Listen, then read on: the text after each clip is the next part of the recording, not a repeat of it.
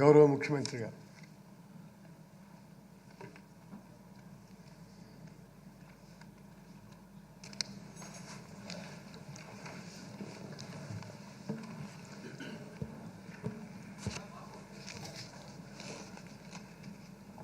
అధ్యక్ష, గవర్నర్ ప్రసంగానికి ధన్యవాదాలు తెలిపే ఈ చర్చా కార్యక్రమంలో పాల్గొంటూ అధ్యక్ష కొన్ని విషయాలు ఈ సభ ద్వారా ప్రజలందరికీ కూడా ఈ సందర్భంగా చెప్పాలనుకుంటా ఉన్నా అధ్యక్ష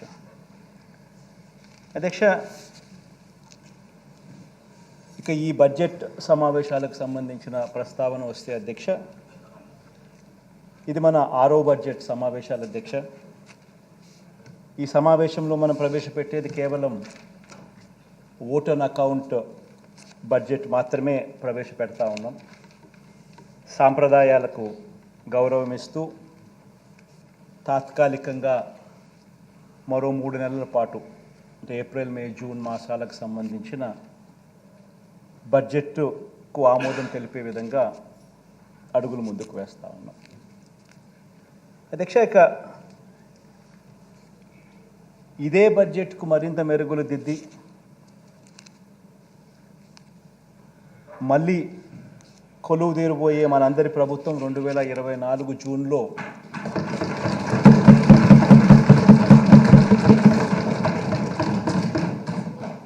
ఇదే సభలో అధ్యక్ష పూర్తిస్థాయి బడ్జెట్ను సమర్పిస్తుంది అని కూడా చెబుతూ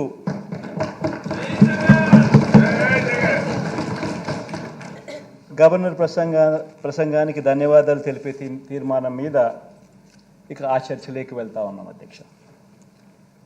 ఈ చర్చలో అధ్యక్ష 5 ప్రజా బడ్జెట్లు ప్రవేశపెట్టిన ప్రభుత్వం మీద అధ్యక్ష ప్రతిపక్షం వేస్తూ ఉన్న నిందలు, ఆ నిందలకు సంబంధించి వాస్తవాలు ఏమిటి అన్నది ఆ నిందలకు జవాబు చెబుతూ వాటికి సంబంధించిన నిందలవి ఏ రకంగా నిందలు అని చెప్పి తెలియజెప్పే కార్యక్రమంలో భాగంగా ఈ సభ ద్వారా రాష్ట్ర ప్రజలందరికీ కూడా కొన్ని విషయాలు చెప్పదలుచుకున్నాం అధ్యక్ష. ముందుగా అధ్యక్ష, రాష్ట్ర ఆర్థిక వ్యవస్థకు సంబంధించి 5 సంవత్సరాలలో అధ్యక్ష మనం ఎదుర్కొన్న సవాళ్ళను ఒకసారి గమనిస్తే అధ్యక్ష, ఎందుకనంటే అధ్యక్ష మనం అధికారంలోకి వచ్చే టయానికల్లా ఒక జటిలమైన పరిస్థితుల మధ్య అధికారంలోకి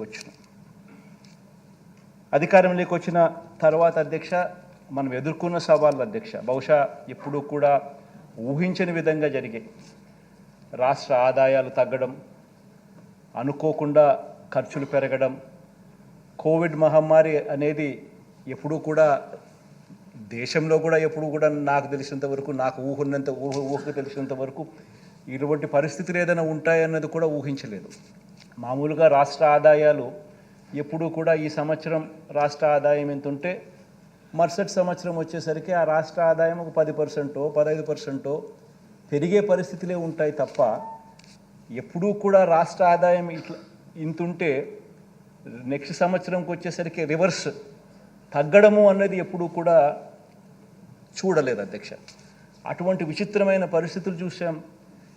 కోవిడ్ మహమ్మారి, దానివల్ల అనూహ్యంగా కొన్ని ఖర్చులు ప్రజల ఆరోగ్యపరంగా అయితేనేమి, ప్రజలను ఆదుకునే విషయంలో అయితేనేమి కొన్ని ఖర్చులు అనూహ్యంగా పెట్టాల్సిన దానికన్నా, ఊహించిన దానికన్నా కూడా ఖర్చులు పెరిగిపోయిన పరిస్థితులు కూడా గమనించాం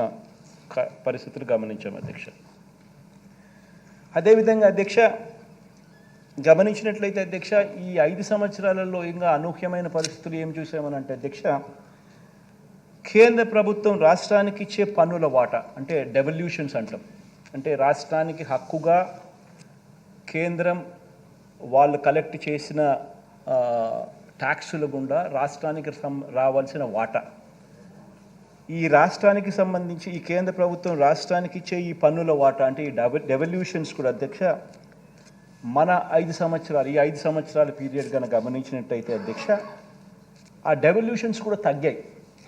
అంటే దానికి ముందు 5 సంవత్సరాలు చంద్రబాబు నాయుడు గారి పాలనలో ఉన్న 5 సంవత్సరాలతో ఈ 5 సంవత్సరాల పరిస్థితి ఏమిటి అని గమనిస్తే కేంద్రం నుంచి రావాల్సిన డెవల్యూషన్స్ కూడా మన రాష్ట్రానికే కాదు అన్ని రాష్ట్రాలకు కూడా రాష్ట్రానికి వచ్చి డెవల్యూషన్స్ కూడా తగ్గిన పరిస్థితుల్లో ఈ రాష్ట్రం ప్రయాణం చేసిందని కూడా మనం చూసిన పరిస్థితులు అధ్యక్ష.